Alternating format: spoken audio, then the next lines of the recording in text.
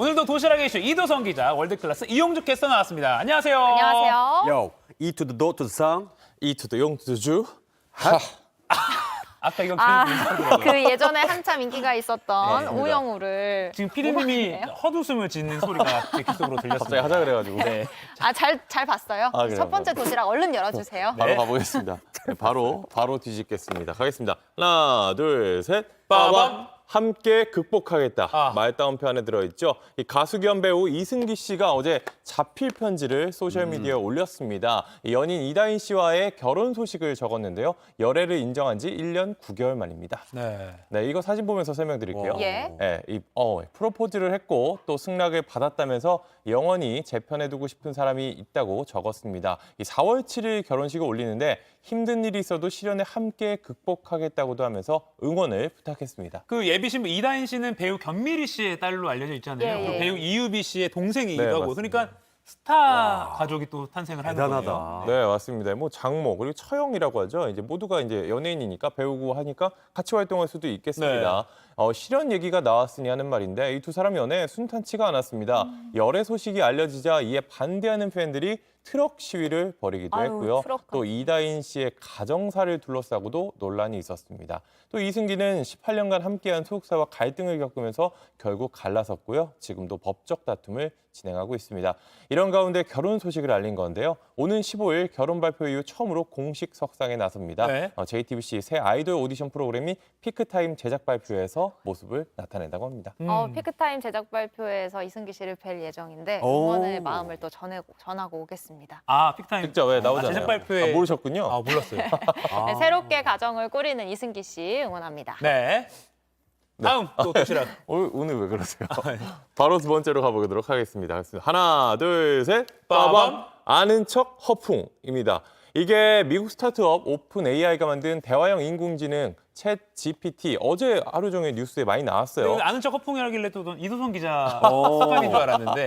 사실 저도 쓰면서 내 얘기인가 싶긴 네. 했습니다. 이게 출시 석 달 만에 우리 삶을 바꿀 혁신이라는 평가를 받고 있는데요. 난리더라고요. 네. IQ가 147이래요. 와. 저보다 높은 것 같은데 지금까지 나온 어떤 인공지능보다도 더 잘 알아듣고 똑똑하게 대답을 한다고 합니다. 아니, 어느 정도길래 그런가요? 일단 물어보면 대답을 다 한대요. 네. 뭘 물어봐도 대답을 하는데 뭐 입춘으로 시를 지어봐라 하면 시를 쓰고 어머. 또 뭐 프랑스 파리 어떻게 다녀야 되냐 이러면 여행 코스를 짜주기까지 한대요. 일자별로 짜줘요, 심지어. 대단하죠? 이게 지난해 11월에 출시가 됐는데 월 이용자가 1억 명이 넘는다고 합니다. 우리나라 반도체 시장 관련 질문을 하면은 뭐 강점과 약점, 뭐 전망까지 적은 보고서를 써낸다고 하고요. 근데 수능 문제를 풀게 했더니 영어는 잘했어요. 영어 2등급이 나왔는데 다만 수학 공부가 조금 부족했는지 9등급이 나왔다고 합니다. 아, 수포자예요, 이 친구?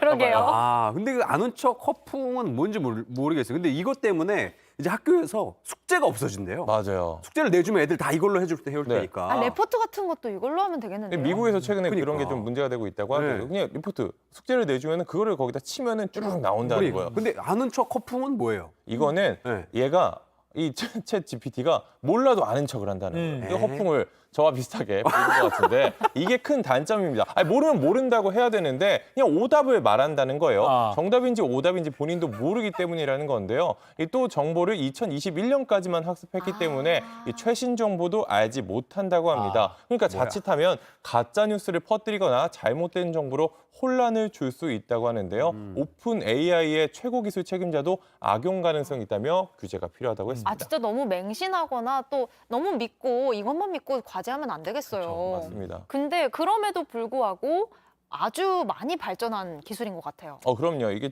정말 최신 기술인데 이 챗 GPT에 대해서 이제 아이폰 이후에 최고의 혁신이라는 평가가 나오고 있습니다. 이 대형 기업들도 발벗고 나섰는데요. 이 MS 마이크로소프트가 자사 검색 엔진에 인공지능 챗봇을 탑재하겠다 뭐 이렇게 발표를 했고요. 구글도 대화형 인공지능을 곧 출시한다고 예고했습니다. 뿐만 아니라 우리나라 네이버 그리고 중국의 최대 검색 엔진인 바이두도 경쟁의 가세에서 조만간 이런 인공지능을 발표할 예정입니다. 챗 GPT 2021년까지만 학습했으면 상암동 클래스가 뭐야라고 치면 답이 안 안 나오겠네요. 안 되겠네, 업데이트 좀 챗GPT. 시켜줘야겠어요. 네, 알겠습니다. 업데이트 해주세요.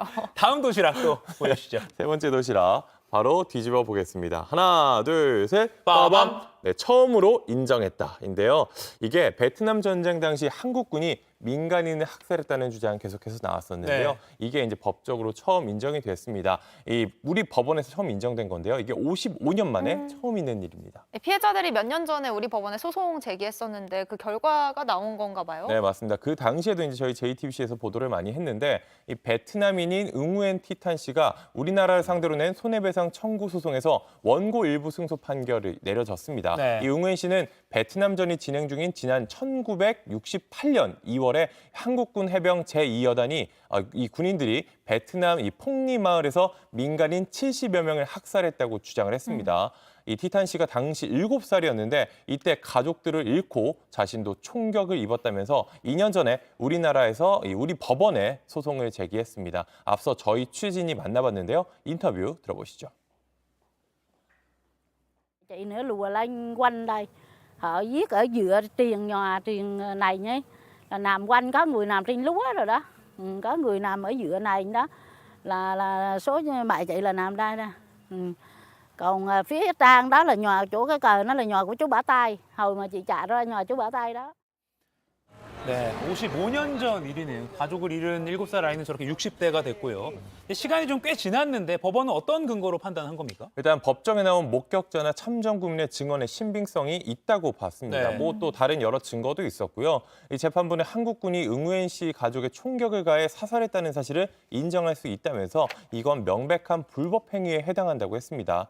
이 정부는 우리 군이 가해자임을 증명할 수가 없고 또 이 게릴라전으로 전개된 베트남전 특성상 정당 행위였다고 주장했지만 이게 인정되지 않았습니다. 우리 정부가 지급해야 할 위자료를 4천만 원으로 이제 재판부가 판단을 했지만 이 관련법상 이 원고가 청구한 금액을 넘어설 수 없거든요. 그렇기 때문에 응우엔 씨가 청구한 금액인 3천만 100원 그리고 지연 손해금을 지급하라고 판결했습니다. 잘못을 했으면 진정성 있는 사과를 하는 게 맞는 것 같아요. 그래야 우리가 옆 나라랑은 조금 다르게 갈 수 있겠고 옆 나라에게 진정성 있는 사과를 또 요구할 수도 있겠죠. 네, 네. 그런 모습을 보여줄 수 있겠죠. 이 베트남에서 이제 소송 결과를 기다리던 응우엔 씨는 화상 연결을 통해서 자신의 입장을 밝혔습니다. 희생된 사람들의 영혼의 위로가 될 것으로 생각한다라고 소감을 전했는데요. 하지만 이 파병 주무부처인 국방부는 호속 조처를 검토하겠다라고 말했는데 이 항소의 뜻을 내비친 것으로 풀이됩니다. 네, 이번 판결로 좀 비슷한 소송이 좀 앞으로 이어질 수 있다 이런 전망도 나오더라고요. 계속 좀 지켜보겠습니다. 자, 다음 도시락 열어볼까요? 네, 네 번째 도시락 가보도록 하겠습니다. 네. 하나, 둘, 셋. 빠밤. 네, 제자에게 뭘 시켜? 하고 물음표 찍어봤습니다. 이게 60대 초등학교 교사 A씨에 대한 소식인데요.